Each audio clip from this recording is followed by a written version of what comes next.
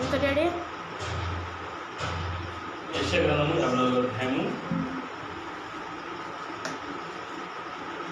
11వ వచనము. ఇది ఈ సంవత్సరము మరి దేవుడు నాకు ఇచ్చిన వాగ్దానము. నేను ఒకసారి మనం జ్ఞాపకం చేయాలని చెప్పేసి పరిశుద్ధాత్మలో కోరుకుంటా ఉన్నాను. ప్రయాసపడి గాలివాన చేత కొట్టబడి ఆదరణ లేక ఉన్నదానా నేను నీలాంజనములతో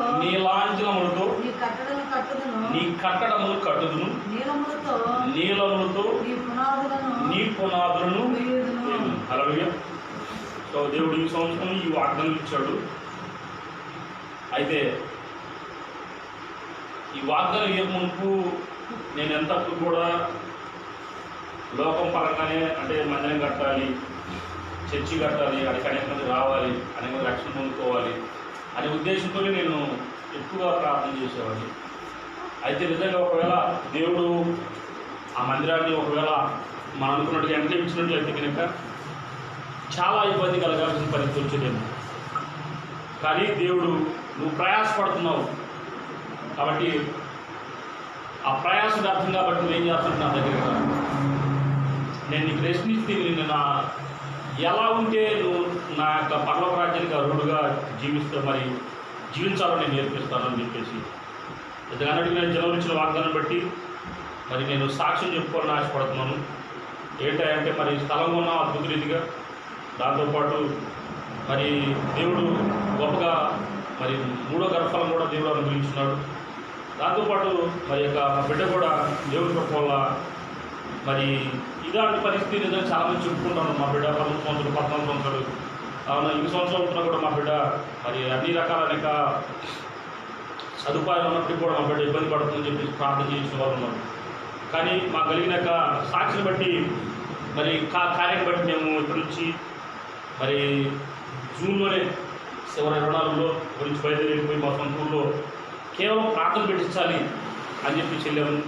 దానికి కావాల్సిన ఖర్చు కూడా చాలా ఎక్కువైనప్పుడు కూడా ప్రతి రూపాయి కూడా దేవుడు సమకూర్చి పెట్టి ₹1 లేకుండా మళ్ళీ తీసుకొచ్చి పెట్టాడు. కాబట్టి ఇక్కడ నుంచి మరి 24లో జూన్ 24 బయలుదేరేటప్పుడు ₹1 లేదు. కానీ దేవుడి కృప వల్ల ఇక్కడ నుంచి వెళ్ళడానికి ఆ కార్యం ప్రార్థన కూడా పెట్టుకోవడానికి అలా వచ్చిన 400-500 మందికి భోజనం పెట్టడానికి సంపూర్ణ సంతృప్తిగా కూడా సాక్ష్యంతో తిరిగి వచ్చి పొందించున్నాడు.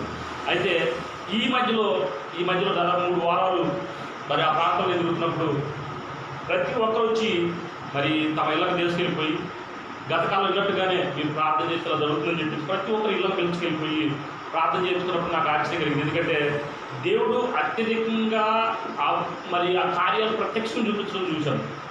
నేనేమో నా కుమార్తె మరి దేవుడి కృప వల్ల మంచి సమాచారం ఇచ్చిందని చెప్పేసి మేము ఆ పాప విషయంలో మేము ప్రార్థన చేస్తూ మేము ఇంట్లో ఉండాలని మేము వెళ్తే దేవుడు ఒక్కరోజు కూడా ఇంట్లో ఉండకుండా ప్రతిరోజు ఊరి బయటికి వెళ్ళిపోయి ప్రార్థన చేసుకోవడం, ఇంటికి వచ్చరికి ఎవరు తీసుకెళ్ళిపోయి మరి ప్రార్థన చేయించుకోవడం, వారికి వినడం. అలానే ఎక్కడికి వెళ్ళినా కూడా దేవుడు తన కార్యాలు ప్రత్యక్షపరచడం చూసి నాకైతే బాగుంది. హల్లెలూయా. దేవుడు నన్ను సిద్ధపరుస్తున్నాడు కాబట్టి ఇక నేను దేని గురించి ఆలోచించాల్సిన అవసరం లేదు. ఇక ఆలోచిస్తే ఎవరైతే తన బిడ్డలుగా దేవుడు ఏర్పాటు చేసుకున్నాడో వాళ్ళందరినీ ఆ వైపు తిప్పడం కోసము మనం ఏం చేద్దామంటే రెస్ట్ తీసుకోవాలి. హల్లెలూయా. రెస్ట్ తీసుకోవడం అనేది ఈ భూమిని అత్యంతమైన అవునా దేవుడు ఇచ్చిన ఒక వాగ్దానంలో ముఖ్యమైనది. అందుకనే మత్తయి సువార్త 11వ అధ్యాయము 28వ వచనంలో రాయబడింది. మత్తయి సువార్త 8వ అధ్యాయము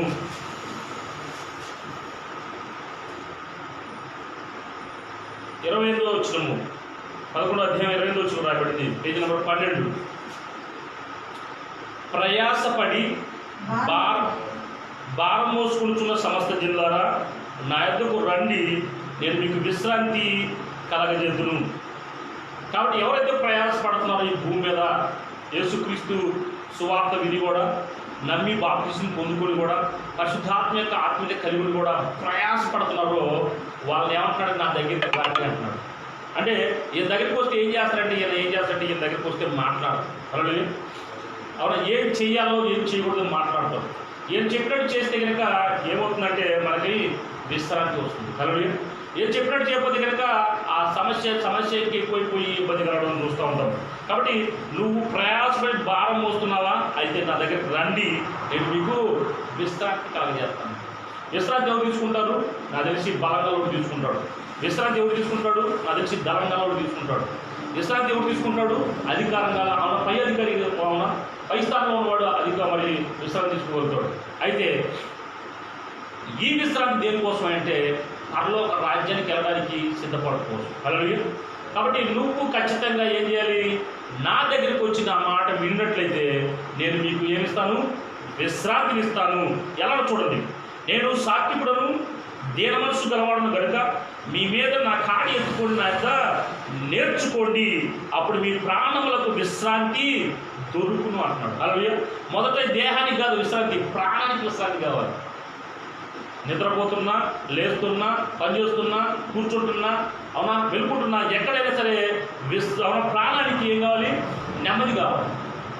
ఆ పుట్టిన దగ్గర నుంచి మరణించేంత వరకు కూడా ఈ ప్రాణం విషయమై భయపడుతూ ఉంటాం. చిన్న ముళ్ళు గుచ్చుకున్నా, చిన్న నొప్పి వచ్చినా, అవునా, తలనొప్పి వచ్చినా, కాలు నొప్పి వచ్చినా, ఏ ఇబ్బంది వచ్చినా కూడా ఏం ఆలోచిస్తాము? ప్రాణం పోతుందేమో అని ఆలోచిస్తాం. కానీ ఆ ప్రాణానికి విశ్రాంతి దొరకాలంటే ఏం చెప్పాలంటే, ఈయన తగ్గింపు గలవాడు, దీన మనస్సు గలవాడు, ఈయన భయంకరుడైతే కానేగా తన ఎందుకు కూర్చువారికి. కాబట్టి ఈ సాత్వికుడు ఏం చేస్తాడంటే మనకి నేర్పిస్తాడు. హల్లెలూయా. కాబట్టి మనం ఏం చేయాలంటే ఆయన ఏమైతే చెప్తున్నాడో అది చేసేవారిగా, ఒక కాడి కనుక ఎద్దు మీద వేస్తే కదలకుండా ఎలాగైతే చెప్పిన పని చెప్పినట్టు చేస్తుందో మనం కూడా ఆయన మాటలను మన మీద వేసుకోవాలంటాడు. హల్లెలూయా. అందుకంటాడు, మీ మీద నా కాడి ఎత్తుకున్నంత నేర్చుకోండి అంటాడు. ఇక్కడికి వచ్చేది కేవలం నేర్చుకోవడం కోసం మాత్రమే గుర్తుంచుకోవాలి ప్రతి ఒక్కరు కూడా. ఎందుకంటే నేర్చుకున్న ప్రతి ఒక్కరు కూడా ఇతరులకు తెలియపరచడం కోసమే. నువ్వు చేయాలి, రుచి చూడాలి, రుచి చూసిన ఇతరులకి తెలియపరచాలి. నువ్వు ఇక ఆత్మ మార్గం నడవాలి, ఆ మార్గంలో ఇతరులని నడిపించాలి. నువ్వు ఈ మాటలు పలకాలి, ఈ మాటలు పలుకు ఇతరులు కూడా పలికించాలని నేర్పాలి. అబ్రహాము, ఇస్సాకు, యాకోబులకి అవునా 3 తరాల వరకు అవునా వరుస పెట్టి తండ్రి కుమారుడికి, కుమారుడికి చెప్పుకుంటూ వచ్చినారు. కానీ ఇస్సాకు తర్వాత చెప్పిన వాళ్ళు ఎవరు లేరు. యాకోబు తర్వాత ఎవరు చెప్పిన వాళ్ళు లేరు. 3 తరాలు వరుస పెట్టి ఒక తర్వాత కూడా నేర్పించుకుంటూ ఇచ్చాడు. కానీ అవునా 4వ తరానికి వచ్చే కల తండ్రి కుమారుడికి నేర్పించలేకపోయాడు. కాబట్టి బైబిల్ తెలుస్తుంది, మనము నేర్చుకోవాలి. మన కొరకు ప్రాణం పెట్టిన తండ్రి ఏం చెప్తున్నాడో అది నేర్చుకొని మనం అనుసరించే వాళ్ళగా మారాలి. అయితే చూడండి, అప్పుడు ఏం చేస్తాడు? మీ ప్రాణములకు విశ్రాంతి దొరికేటట్టు చేస్తాడు. హల్లెలూయా. నీవు విశ్రాంతిలో ప్రవేశిస్తావు. విశ్రాంతిలో ఎవరు ప్రవేశిస్తారు చెప్పే కదా ఇందాక? డబ్బున్నోడు, ధనం ఉన్నోడు, అధికారం ఉన్నోడు దేంట్లో ఉంటాడు? నెమ్మదిగా ఉంటాడు. ఎందుకని? ప్రతి మాట ఆ డబ్బు ఉన్నవాడు, అధికారం ఉన్నవాడు, బలం ఉన్నవాడు చెప్తుంటే చేస్తారంటే. డబ్బులు ఎవరు చేస్తారా? అధికారం ఎవరు చేస్తారా? లేదు. బలం ఎవరు చేస్తారా? లేదు. అడుగునేవాడు మాట ఎవరు వింటాడా? వినడు. ఇచ్చేవాడి మాటే ప్రతి వాడు వింటారు. హల్లెలూయా. కాబట్టి ఈ విశ్రాంతి ఏం చేస్తాడంటే నీకు ఇవ్వడం, నీ ద్వారా నుంచి ఇవ్వడం మొదలుపెడతాడు. హల్లెలూయా. ఆయన ఏదైతే మనకి ఇచ్చున్నాడో అది ఇతరులకి పంచడం కోసం మాత్రమే దేవుడు మనల్ని ఎన్నుకున్నాడు. కాబట్టి మన ప్రాణాలకు విశ్రాంతి దొరకడమే కాకుండా ఎలా చేస్తున్నాడు చూడండి. ఏలయనగా 30 ఏలైనా నా కాడి సులువుగాను నా భారము తేలికగాను ఉన్నవి అంటాడు. హల్లెలూయా. ఎవరైతే ఈ మాటలు వినడానికి వస్తున్నారో స్వస్థత చాలా సులువుగా అవుతుంది, విడుదల చాలా సులువుగా అవుతుంది, మానవుడు చాలా సులువుగా అవుతుంది, అద్భుతాలు సులువుగా జరుగుతాయి, ఆశ్చర్యకాలు సులువుగా జరుగుతాయి, దురాత్మ విడుదల సులువుగా జరుగుతుంది. ఎవరైతే వచ్చి ఇక్కడికి వచ్చి విని నేర్చుకుంటారో, నేను కూడా యేసునామమున పలకాలని కోరుకుంటున్నా అనుకున్న ప్రతి వాడికి వెంటనే పనిచేసే దేవుడై ఉన్నాడు ఈయన మన మధ్యలో. కాబట్టి ఇక్కడికి వచ్చేం చేయాలి? నువ్వు ఇంటికాడ ప్రయాసపడుతున్నావు, ఊర్లో ప్రయాసపడుతున్నావు, పనిలో ప్రయాసపడుతున్నావు. అయితే నువ్వు వచ్చి ఇక్కడికి వచ్చేం చేయాలి? విని నేర్చుకోవాలి. అయితే ఎలా నేర్చుకోవాలో చూడదు ఒకసారి. ఫిలిప్పీయులకు రాసిన పత్రిక, ఎఫెసీయులకు రాసిన పత్రిక, ఎఫెసీయులకు రాసిన పత్రిక 2వ అధ్యాయము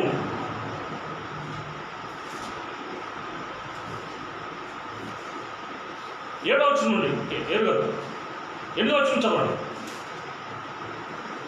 మీరు మీరు విశ్వాసం ద్వారా కృపచేతనే రక్షింపబడి ఉన్నారు. ఇది మీ వలన కలిగినది కాదు అంటున్నాడు. అంటే రక్షణ అనేది నీ వల్ల కాదు కాబట్టి దేవుడిచ్చిన యొక్క దానము చేత నువ్వు యేసుక్రీస్తు యొక్క మాట వినడం ద్వారా మాత్రమే నీకు ఈ రక్షణ వచ్చింది. ఇది నువ్వేదో అవునా అబద్ధాలు ఆడకుంటే, మోసాలు చేయకుంటే, వ్యభిచారం చేయకుండా, దొంగతనం చేయకుండా కాదు. ప్రభు మాట వినడం వల్ల, వినే వాక్యం వినడం ద్వారా వచ్చే విశ్వాసం ద్వారా దేవుడు చేసిన దానము నువ్వు తెలుసుకోవడం ద్వారా నీకు అనుగ్రహించబడింది అంటున్నాడు. చదువు అది క్రియల వల్ల కలిగింది కాదు కనుక ఎవడను అతిశయపడ వీలేదు అంటున్నాడు. హల్లెలూయా. రక్షణ అనేది నువ్వు చేసే పని వల్ల మాత్రం కాదు, నువ్వు మాట్లాడే మాట వల్ల కాదు, నువ్వు చూసే చూపు వల్ల కాదు, నువ్వు నడిచే పని వల్ల కాదు, నువ్వు చేసే పనుల వల్ల కాదు. యేసుక్రీస్తు యొక్క మాట వినడం ద్వారా ఆయన నీకేమైతే ఇచ్చున్నాడో, దానం చేసి ఇచ్చున్నాడో అది నమ్ముతున్నావు కనుక దానివల్ల మాత్రమే అంటున్నాడు. హల్లెలూయా. అది క్రియవలన కలిగింది కాదు కనుక ఎవడును అతిశయపడలేదు. ఈరోజు నేను ప్రార్థన చేస్తున్నట్లయితే అది స్వస్థత విడుదల, అది నా శక్తి సామర్థ్యం కాదు, ఆయన మాట విని నమ్మడం ద్వారా మాత్రమే. హల్లెలూయా. క్రీస్తు మన జీవితాల్లో తన నామాన్ని బట్టి ప్రతి కార్యం చేత నమ్ముతున్నాను కాబట్టి అవి ఆ కార్యాలు ప్రత్యక్షపరచబడతాయి. అదే వచ్చిన మరియు వాటి యందు మనము నడుచుకోవడం వలనని, అంటే కొన్ని మనకి ఇచ్చున్నాడు వాటిలోనే నడవాలి, వేటిలో నడవకూడదు. మరియు వాటి యందు మనం నడుచుకోవడం వల్లని దేవుడు ముందుగా సిద్ధపరిచిన సత్క్రియలు చేయుటకై అంటున్నాడు. హల్లెలూయా. సత్క్రియ ఒక మంచి పని నువ్వు చేయాలి అంటే ఆ మంచి పనులు నువ్వు నడవాలి అంటున్నాడు. హల్లెలూయా. నువ్వు నడిస్తేనే నువ్వు చేయగలవు అంటున్నాడు. నువ్వు నేర్చుకుంటేనే ఇతరులకు నేర్పగలవు అంటున్నాడు. అంతేనా? నువ్వు నేర్చుకోకపోతే ఇతరులకు నేర్పగలవా? లేదు. కాబట్టి నువ్వు మొదట ఏం చేయాలి? దేవుని మాట విని నేర్చుకో, ఆ తర్వాత ఇతరులకి నేర్పించగలుగుతూ ఉంటాడు. మరియు వాటి యందు మనం నడుచుకోవడం వల్లని దేవుడు ముందుగా సిద్ధపరిచిన సత్క్రియలు అంటున్నాడు. మంచి పనులు చేయడానికి దేవుడు నేను ఏర్పాటు చేస్తున్నాడు. నీ నోరుని బూతులు మాట్లాడటం కోసం నేను ఆయన అవునా ఏర్పాటు చేసుకోలేదు. దుర్మార్గపు ఆలోచన కలిగి ఉండటానికి నీ హృదయాన్ని ఏర్పాటు చేసుకోలేదు. నీ చెవులను చెడు మాటలు వినడం కోసం నీ చెవులను ఏర్పాటు చేసుకోలేదు. నీ కాళ్ళు చెడు కోసం పరిగెత్తడం కోసం నీ కాళ్ళు ఏర్పాటు చేసుకోలేదు. చెడు పనులు చేయడం కోసం నీ చేతులు ఏర్పాటు చేసుకోలేదు. నిన్ను మంచి పనులు చేయడం, సత్క్రియలు చేయడం కోసం మాత్రమే నిన్ను ఏర్పాటు చేసుకొని ఈ భూమికి నరవతారిగా వచ్చిన యేసుక్రీస్తు యొక్క మాదిరిగా చేయడం కోసం మాత్రమే పంపించున్నాడు. హల్లెలూయా. అందుకంటాడు ముందు నువ్వు నడుచుకోవాలి, నడుచుకొని ఇతరులను నడిపించాలి. హల్లెలూయా. సత్క్రియలను నువ్వు నేర్చుకోవాలి, సత్క్రియలను నువ్వు నడవాలి, ఆ నడుస్తూ ఇతరులని ఆ సత్క్రియలో నడిపించాలి. హల్లెలూయా. అందుకంటాడు మరియు ముందుగా సిద్ధపరిచిన సత్క్రియలు చేయటకై, దేవుడు ముందుగా సిద్ధపరిచిన సత్క్రియలు చేయటకై మనము క్రీస్తు యేసునందు సృష్టింపబడిన వారమై ఆయన చేసిన పని అయి ఉన్నామంటున్నాడు. హల్లెలూయా. దేవుడు చేసిన పని ఎవరు ఉంటే అది నువ్వే అంటున్నాడు. ఎందుకంటే నిన్ను బట్టే ప్రభు ప్రతి కార్యం చేయాలని ఆశపడుతున్నాడు. నిన్ను బట్టే దేవుడు ప్రతి కార్యం చేయాలని ఆశపడుతున్నాడు. నువ్వు లేకుండా దేవుడు ఈ భూమిని ఏమీ చేయలేడు. ఒక మనిషిని దేవుడు ఏర్పాటు చేసుకున్నప్పుడు ఆ ఏర్పాటును బట్టి నువ్వు ఏ కార్యమన్నా దేవుడు చేయాలని ఆశపడుతున్నాడా అది నీ నోటి నుండి కలగాలి. నువ్వు పలికితేనే దేవుడు పని చేయగలడు అంటున్నాడు. ఎందుకంటే దేవుడు ఏదైనా పని చేయాలనుకుంటే పని ఎవరు కావాలి? నువ్వే కావాలి. దేవుడు ఒక వ్యక్తిని మంచి మాటలు నడిపించాలంటే ఎవరు నడవాలి? మొదలు నువ్వే నడవాలి. దేవుడు మంచి మాటలు నీ నోటి ద్వారా మాట్లాడితే నువ్వేం చేయాలి? మంచి మాటలు మాట్లాడటానికి నువ్వు నేర్చుకోవాలి అనుకోవచ్చు. కాబట్టి బైబిల్ చెప్తుంది నువ్వు సత్క్రియలో నడవాలి, నడుస్తూ అనేక మంది నడిపించడమే కాకుండా నువ్వు దానికోసం దేవుడు ఏం చేసి తెలుసా? నీకు క్రీస్తు యేసునందు అంటే తండ్రి కుమారుని యందు సృష్టించబడ్డాడు. హల్లెలూయా. ఈ భూమికి నరవతారికి వచ్చిన యేసులో ఎవరున్నాడు? తండ్రి ఉన్నాడు, పరిశుద్ధాత్ముడు ఉన్నాడు. వాళ్ళిద్దరు కలిసి ఈరోజు మనలో ఉన్నారు. హల్లెలూయా.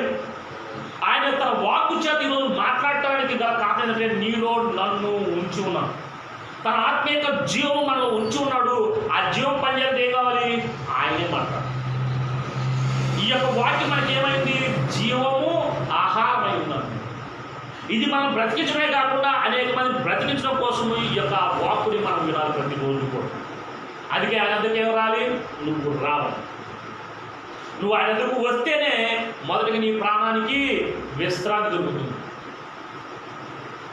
లేదంటే కనుక ప్రయాసపడుతూనే ఉంటాం. మనం మొదలు చెప్పిన ప్రయాసపడి గాలి వాన చేత కొట్టబడి ఉన్నదానా, నువ్వు ప్రయాసపడద్దు అంటున్నాడు. ఎందుకంటే నీ కోసం నేను ఆల్రెడీ ప్రయాసపడ్డాను, నీ కోసం ఆల్రెడీ నేను నిందించబడ్డాను, నీ కొరకు నేను ఆల్రెడీ దూషించబడ్డాను, నీ కొరకు ఆల్రెడీ నేను భారాన్ని మోసాను, నువ్వు మైకూడదని. నీకోసం సమస్తం నేను చేసి నిన్ను నీకున్న ప్రతి పనిని నేను సులువుగా చేసి ఉన్నాను, తేలికగా చేసి ఉన్నాను.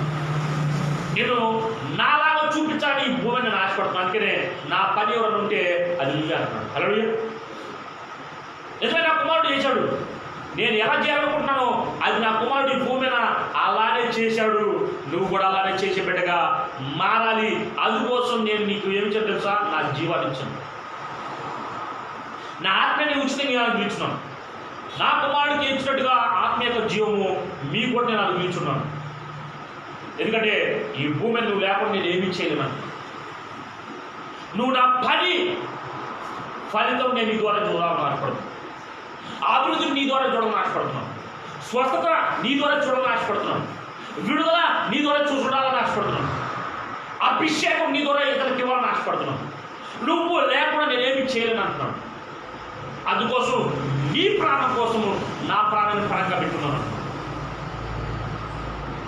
నీ ఉట్టివాడి కాదు, అందుకే బైబిల్ చెబుతుంది బలహీనుడు అనుకోవాలంటే బలవంతుడు అనుకోవాలి.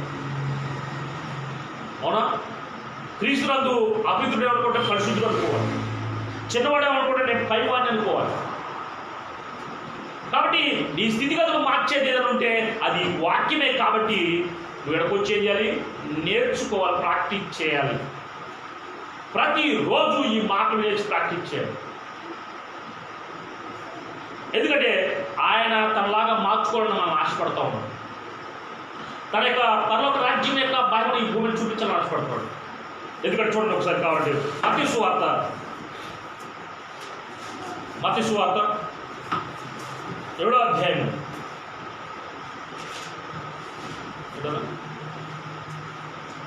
7:6 ఆయన మనకు ఒక ప్రార్థన నేర్పిస్తాడు. మత్తయి సువార్త 6వ అధ్యాయం 7వ వచనం, మరియు మీరు ప్రార్థన చేయనప్పుడు ఏం చేయమంటున్నాడు? అన్ని జనుల వలె వ్యర్థమైన మాటలు వశింపవద్దు అంటున్నాడు. విస్తరించి మాట్లాడటం వలన తన మనం వినబడదని వాళ్ళు తలంచున్నారు అంటాడు. అంటే ఎక్కువగా ఎక్కువగా ఎక్కువగా ఎక్కువగా అడిగితే ఎక్కువ ఇస్తాడు అంటున్నాడు. కాదు, నువ్వు విస్తరించి మాట్లాడాల్సిన అవసరం లేదు. దేవుని వాళ్ళు మాట్లాడటానికి లేదు అంటున్నాడు. నువ్వు ఎలా అడగాలో చూడంటాడు.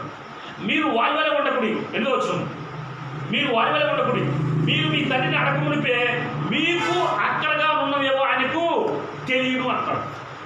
నీకు ఏ అవసరమో ఉందో దేవుడికి ముందు నుంచే తెలుసు. స్వస్థత కావాలా, విడుదల కావాలా, సమృద్ధి కావాలా, రక్షణ కావాలా, ఆశీర్వాదం కావాలా, ఆయన ఆల్రెడీ నీకు ముందే తెలుసు. నువ్వు అడగమునిపే నీ అక్కర్లు ఆయనకు తెలుసు. అయితే నువ్వు ఏం చేయాలో చూడండి. 9వ వచనం, కాబట్టి మీరు ఎలాగో ప్రార్థన చేయండి. దేవుడు ఎలా అడుగుతారంటే ఎలా అడగాలో నేర్పిస్తా ఉన్నాడు యేసుక్రీస్తు అనే భూమి మీద. దేవుడు ఎలాగా వెంటనే పనిచేయాలో, శీఘ్రంగా ఎలా పనిచేయాలో, అక్కడ ఆ గడిలో ఎలా పనిచేయాలో నేర్పిస్తున్నాడు మనకి దేవుడు అడగడం ద్వారా. అందుకంటాడు మీరు ఇలాగ ప్రార్థన చేస్తున్నారు. పరలోకమందున మా తండ్రి, నీ నామము పరిశుద్ధపరచబడుగాక, నీ రాజ్యము వచ్చుగాక, నీ చిత్తము పరలోకమందు నెరవేర్చినట్లు భూమి యందును నెరవేరుగాక అన్నాడు. హల్లెలూయా. పరలోక రాజ్యం చిత్తం ఏదో తెలుసా? దేవదూతలు వేలాది మనుషులు వేలాది యొక్క దేవదూతలు కలిసి ఎప్పుడు కూడా ఆయన పరిశుద్ధుడు పరిశుద్ధుడు పరిశుద్ధుడు పరిశుద్ధుడని ఆయన భయపడుతూనే ఉంటాడు. ఏ పని ఉండదు, ఆకలైనా దప్పికైనా ఉండనే ఉండదు, చీకటి ఉండనే ఉండదు, అనారోగ్యం ఉండనే ఉండదు, దరిద్రం ఉండనే ఉండదు, బూతులు అల్లర్లు కొట్లాట్లు ఉండనే ఉండవు. అక్కడ ప్రశాంతమైన జీవితం అక్కడ ఉంటుంది. కాబట్టి నీవు ఆయన స్తుతించడమే ఆయన పరిశుద్ధి. అవునా? ఆయన స్తుతించడమే నీకు ఆహారం. కాబట్టి ఏమంటాడు? పరలోకమందు నీ చిత్తం నెరవేర్చబడినట్టుగా భూమి మీద కూడా నెరవేర్చబడాలని నువ్వు అడగాలంటున్నాడు. ఎవరు? ఏ భూమి మీద? నీలో.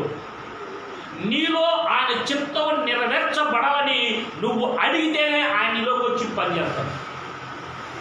నువ్వు అడగమునుపు ఆయన ఏది పనిచేయదు. అయితే అడగడం కూడా ఏమడగాలంటే పరలోక రాజ్యమే భూమి మీదకి ఎవరికి రావాలి చూడండి ఒకసారి. లూకాసు వార్త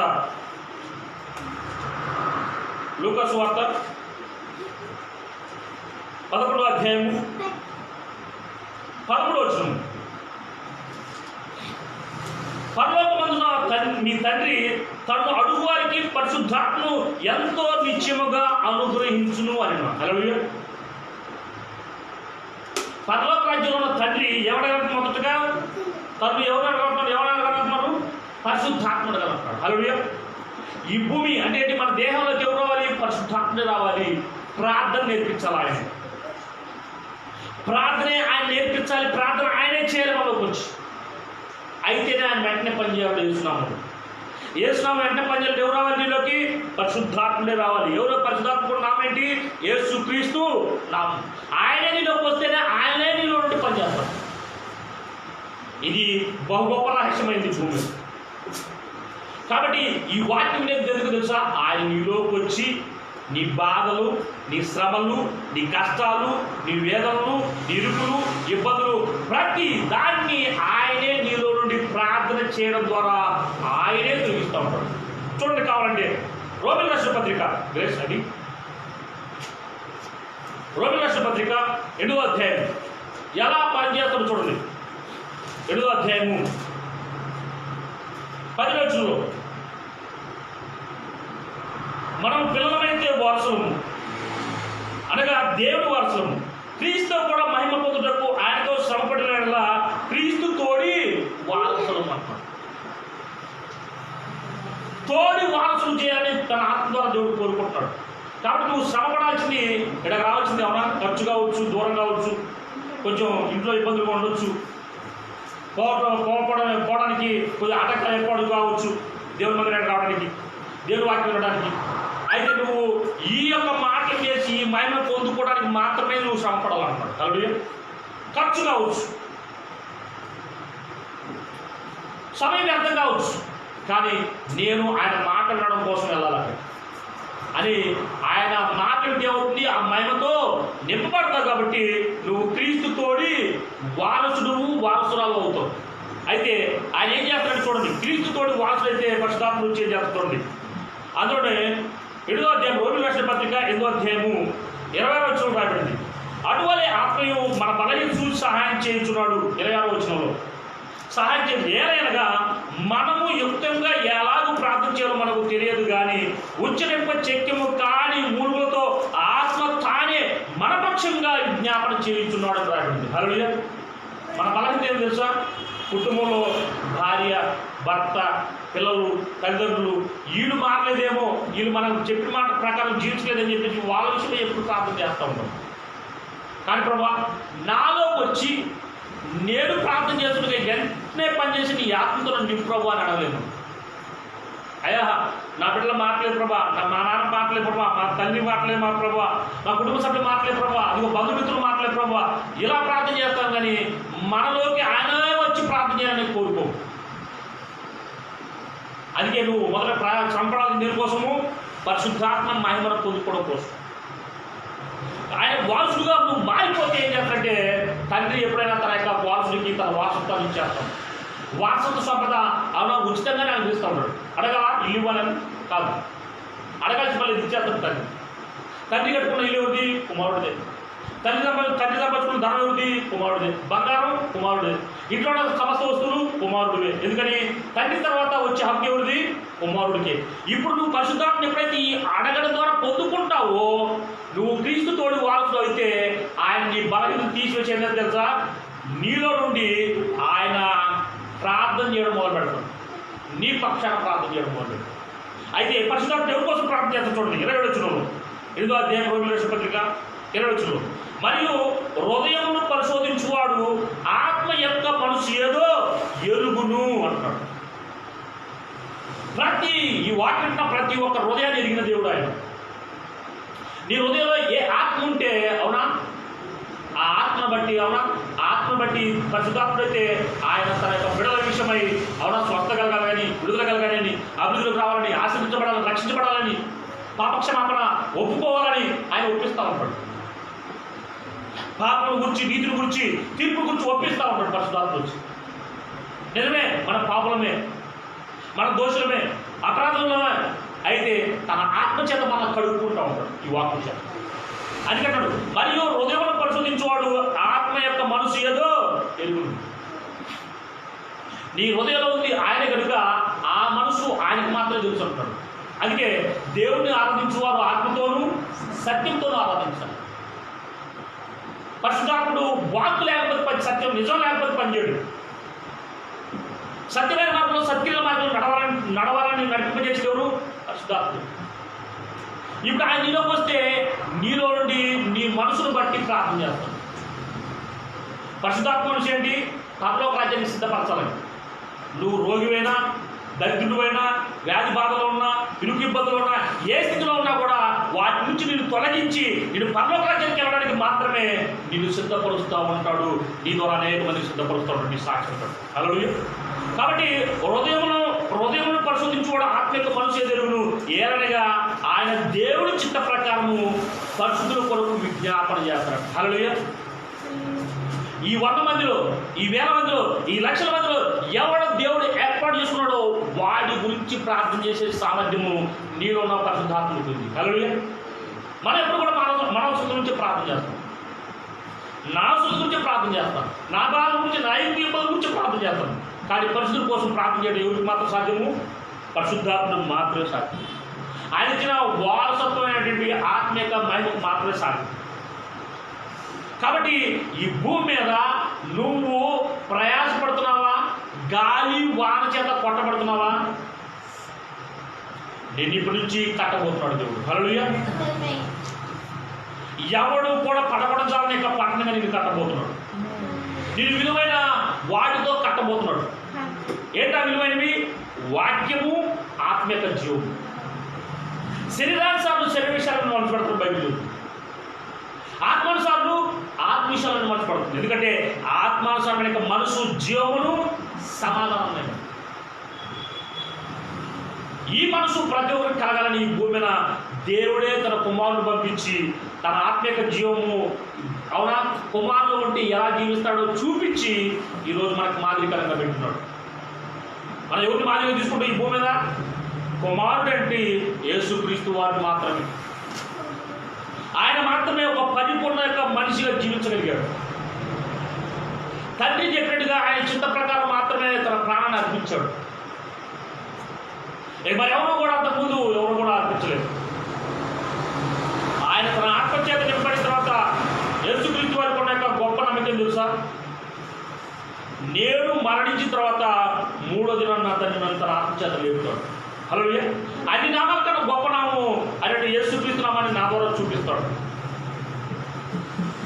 నేనే ఆయనని ఆయన చూపించుకుంటాడు. కాబట్టి నేను మరణానికి వెళ్ళడానికి సిద్ధంగా ఉన్నాను అని సిద్ధపడతాడు.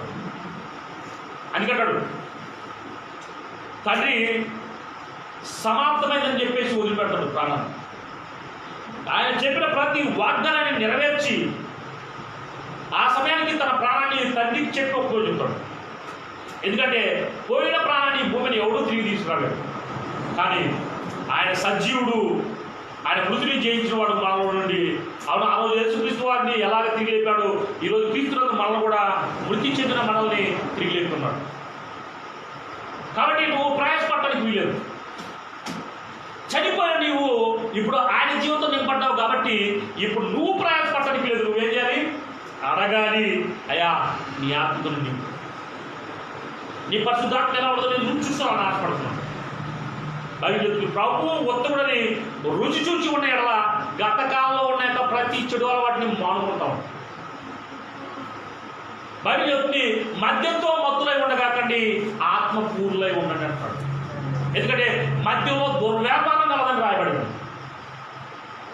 కాబట్టి ఈ భూమి మీద ఆత్మ ఆత్మపూర్ణులుగా జీవించడం అనేది దేవుని చిత్తము. అది కుమారుడు అలానే జీవించాడు కాబట్టి తండ్రి చిత్త ప్రకారము ఈరోజు మనము కూడా తండ్రి చిత్త ప్రకారం మాత్రమే పరిశుద్ధులని రక్షించాలనే యొక్క ప్రార్థనలో రక్షించాలని దేవుని యొక్క ప్రణాళిక అయింది.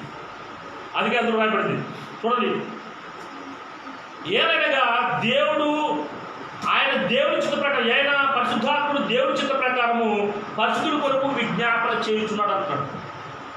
ఈ 100 మందిని ఎవరిని ఏర్పాటు చేసిన ప్రభు, ఈ 50 మందిని ఎవరిని ఏర్పాటు చేసిన ప్రభు, ఈ 10 మందిని ఎవరిని ఏర్పాటు చేసిన ప్రభు, వాళ్ళని నీ యొక్క చిత్త ప్రకారం జీవం చేసే బిడ్డగా మార్చడానికి ప్రార్థన చేస్తున్నాడు. మన యొక్క బలం గురించి ప్రార్థన చేస్తాం. అయ్యా తప్పు మాట్లాడాను ప్రభు, నేను తప్పు చేసిన ప్రభు అని ఎప్పుడు ఇదే ప్రార్థన చేస్తుంటారు క్రైస్తవులు. వీటన్నిటి నుంచి ప్రభా ఇదిగో బిడ్డలు విడిపించబడుదురు గాక, వారి బలం నుంచి విడుదల పొందుకొని పరిశుద్ధాత్మ యొక్క ఆత్మతో ప్రభా బిడ్డలు ప్రార్థన చేసి బిడ్డలు మారిపోదురు గాక. ఎందుకంటే ఇక్కడ నువ్వు ప్రయాసపడటానికి నిన్ను ఇక్కడ పంపించవు. ఇది తెలిసిన తర్వాత 2016 నుంచి ఒకటే ప్రభువా ఇప్పుడు దాకా కష్టపడ్డాం మేము, ఇప్పటి నుంచి నేను కష్టపడకుండా ఏం చేయాలన్నప్పుడు ఒకటే మాట చెప్పండి, ఎప్పుడు నా మాటను ఇజ్రాయెల్ జనాంగాన్ని 40 సంవత్సరాలు నేను పోషించుకున్నాను. నిన్నే కాదు నీ దగ్గరకు వచ్చిన ప్రతి వారిని పోషించకు సమర్థుని వాక్యం ద్వారా. హల్లెలూయా. అయితే నువ్వు నా మాట విని మౌనంగా ఉండు, నేను పనిచేయడం మొదలు పెడతాను. నువ్వు ఒకటే అడుగు, నా ఆత్మ నింపడాలని నేను నీలోకి వచ్చి ప్రార్థన నేర్పిస్తాను. ఆ యొక్క నేను నడిపించిన మాకు నువ్వు నడుస్తూ ఉన్నప్పుడు ప్రతి కార్యము నీకు స్పష్టంగా అవునా ఇతరులకు సాక్ష్యం చెప్పే విధంగా కార్యాలు జరిగిస్తూ ఉన్నాను. కాబట్టి ఈ భూమి మీద ప్రయాసపడటం దేవుడి చిత్తము నీ జీవితంలో కానే కాదు. నువ్వు ప్రయాసపడటం కోసం ఇక్కడ రాలేదు. ఆల్రెడీ 2000 సంవత్సరాల క్రితం నీ కోసం ఒక ఆయన ప్రయాసపడ్డాడు. అంటే నువ్వు ఆయన నీ భారం ఎవరు వినేయాలి? ఆయన వినేయాలి. నేను మొయలేకపోతున్నా ప్రభువా, నా భారం నువ్వు తీసుకో, నా కష్టాన్ని నువ్వు ఆల్రెడీ తీసుకున్నావు, తీసుకోండి. నా వేదన ఇప్పుడే తీసుకో, నా శ్రమను ఇప్పుడే తీసుకో, నా రోగాన్ని తీసుకో. ఎందుకంటే బైబిల్లో రాయబడింది ఒక మాట, మత్తయి సువార్త 8వ అధ్యాయం, రోగం సైతం కూడా ఆయన వేసుకున్నాడు రాయబడింది, బలహీనం సైతం ఏర్పాటు వేసుకున్నాడు రాయబడింది. 8వ అధ్యాయము 10వ వచనం 10 వచనం రాయబడింది. సాయంకాలం అయినప్పుడు జనులు దయ్యం పట్టిన అనేకులు ఆయన ఎదురు తీసుకుని వచ్చి ఆయన మాట వలన దయ్యములను ఎల్లగొట్టి రోగులను స్వస్థపరిచింది. అందువలన ఆయనే మన బలహీనతను వహించుకొని మన రోగములను భరించిన నీ ప్రవక్త యేసు ద్వారా చెప్పబడింది నెరవేరిందని. హల్లెలూయా. నీ బలహీనమైన నీ రోగమైన ఎవరిది? దేవుడిది. హల్లెలూయా. దేవుడు ఆల్రెడీ నీ యొక్క బలహీనతను వహించుకున్నాడు, భరించాడు. అవునా? నీ యొక్క రోగాల్ని భరించాడు అన్నాడు. బలహీనతను వహించుకున్నాడు, మన రోగాన్ని భరించాడు అన్నాడు. కాబట్టి నువ్వు ఏ రోగంతో బాధపడుతున్నావు, ఏ రోగంతో బాధపడుతున్నా దేవుడికి తండ్రి అయిన దేవుడు. హల్లెలూయా. కాబట్టి నువ్వేం చేయాలి? అయ్యా నా భారం తీసేసుకో, యేసు నామములో నా భారము తొలగిపోను గాక నువ్వు ప్రార్థన చేయాలి. కాబట్టి అడగాలని ఏం చేయాలి? ముందు నేర్చుకునాలి. ఇక్కడికి వచ్చినది కూడా నువ్వు విని దేవుడు తన సేవకుడు ఏ వాక్కు మాట్లాడుతున్నాడో ఆ వాక్కును బట్టి నువ్వు దేవుణ్ణి అడగాలి. ఆయన నీకు సమస్తము సమకూర్చే విధంగా నీ చేతులకు సమస్తం అప్పు చెప్పాడు. కుమారుడు అంటే యేసుక్రీస్తు వారికి ఇచ్చినట్టుగానే నీకు కూడా తన ఆత్మ ఇచ్చాడు కనుక ఆ వాగ్దాన్ని బట్టి నువ్వు ఏం చేయాలంటే పరలోక రాజ్యంలో ఉన్న సమస్తము నాకు కావాలి ప్రభావం నువ్వు పెట్టి అడగాలి. యేసుక్రీస్తు వారికి సమస్తాన్ని అప్పు చెప్పాడు ఆయన చేతులకి. కాబట్టి ఆయన ఎవరు ముట్టుకున్నా ఏ మాట చెప్పినా అది అక్కడే జరిగింది. ఈ రోజు నుంచి యేసుక్రీస్తును నువ్వు అవన్నీ కూడా ఇప్పుడే జీవితుగాక. నీ నోటి నుంచి యేసుక్రీస్తును రావడంతోనే అక్కడే స్వస్థత, విడుదల, రక్షణ, మానసు కలుగుడు గాక. ఎందుకంటే నేను ఒట్టివాడిగా దేవుడు ఇక్కడ భూమి మీద పంపించలేదు.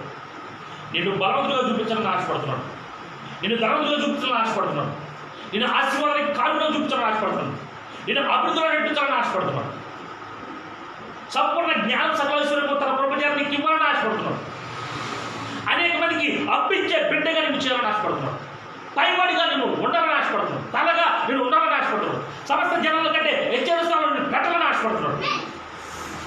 ఎందుకంటే యేసు క్రీస్తు వారిని ఎలాగైతే ఆ నామాన్ని హెచ్చించాడో ఈరోజు నీలో నుండి కూడా అనంత నామాన్ని హెచ్చించుకోవాలని ఆశపడుతున్నాడు. నువ్వు అభివృద్ధి చెందిన యేసు నామం ఇతరులకు కనపరచబడుతుంది. నువ్వు ఆరోగ్యంగా ఉంటే ఇతరులకి సాక్షి చెప్పగలవు. నీ బలం నుంచి విడిపించడము అవునా భరించడం, రోగాలు భరించడం ఆల్రెడీ జరిగిపోయింది. ఇది తెలుసుకొని ఏం చేయాలి? అడగాలి, తన ఆత్మను నింపడాలి. విశ్రాంతి దేని తర్వాత నీ భూమి మీద చెప్పే కదా ధనం వస్తుంది. మన ధనం ఏంటి? పరిశుద్ధాత్మ పొందుకోవడం. యెహోవా ఆశీర్వాదము ఐశ్వర్యం. ఆశీర్వాదం ఏంటి? పరిశుద్ధాత్మ నింపడం. ఈ వాక్యం నుంచి నువ్వు బలాన్ని పొందుకుంటావా? అయితే నీ ఆశీర్వాదము మొదలైనట్టు. యేసు నామములో నీ అకౌంట్లోకి ధనం అనేక పరిశుద్ధాత్మ వచ్చినట్టుగా డబ్బు ప్రవాహం వచ్చునుగాక. నీ పరిచి మారిపోవుడుగాక ఇస్తాం. కాబట్టి ఏమంటాడు? నువ్వు ప్రయాసపడుతున్నావా, భారం వస్తున్నావా, నా దగ్గర రా, నేను నీకు విశ్రాంతి ఇస్తాను. మొదలు దేనికి ఇస్తున్నాను? ప్రాణానికి. నీ ప్రాణం పోకుండా నేను నా ప్రాణం ఇచ్చినాను. నీ ప్రాణానికి 100% దీర్ఘాయుతో జీవించేంత వరకు కూడా సంపూర్ణ అవునా ఆ యొక్క వయస్సు పరిపూర్ణమయ్యేంత వరకు కూడా ఈ భూమిని నువ్వు జీవించాలి. నువ్వు నన్ను చూపించాలి. నీ ఎదుగుదలను బట్టి, నీ ఆశీర్వాదం బట్టి ఇతరులకు నువ్వు సాక్షి చెప్పుకోవాలి. ఇంటి కృప మీ అందరికీ కలుగురుగాక. ఇంటి సమృద్ధి జీవితం మీరు నింపడుదురుగాక. ప్రార్థన చేస్తుంది. మహాపరిశుద్ధ స్తోత్రం ప్రభా. ఈ ఉదయకాల సమయంలో ప్రభా ప్రయాసపడినట్లయితే, భారం వస్తున్నట్లయితే మా దగ్గర రాండి. మీకు విశ్రాంతి కలగజేస్తున్న ప్రభు వాగ్దానం చేస్తున్నాను. ఎవరైతే ప్రభు ఈ వాక్యం లేదు ప్రభా నాకు విశ్రాంతి కలగాలి, నా ప్రాణానికి కూడా విశ్రాంతి కలగాలి ప్రభా ఎవరైతే ఆశపడుతున్నా అడుగుతున్నారో అడుగు ప్రతి వాడికి ప్రభా నీ పరిశుద్ధాత్మ ఇస్తున్నట్టుగా సమస్తము సకాశ్వర ప్రభు బిడ్డలకు కలుగురుగా చేస్తాం. ఈ భూమి మీద నీ పరలోక రాజ్యం యొక్క మహిమ కనపరచబడునుగా చేస్తాం. యేసుక్రీస్తు ప్రతి ఒక్కరికి స్వస్థత కలుగుడు గాక, విడుదల కలుగుడు గాక, సంపూర్ణ జీవితం నింపబడుదురుగా చేసినాం. నీ మహిమైశ్వర్యంతో ప్రభు బిడ్డలు నింపడుదురుగా చేసినాం. పరిపూర్ణ బిడ్డగా రూపాంతరపరిచి బలపరిచి స్థిరపరిచి వాడుకోమని యేసుక్రీస్తు ప్రార్థిస్తున్నది. ఆమేన్. అందుకు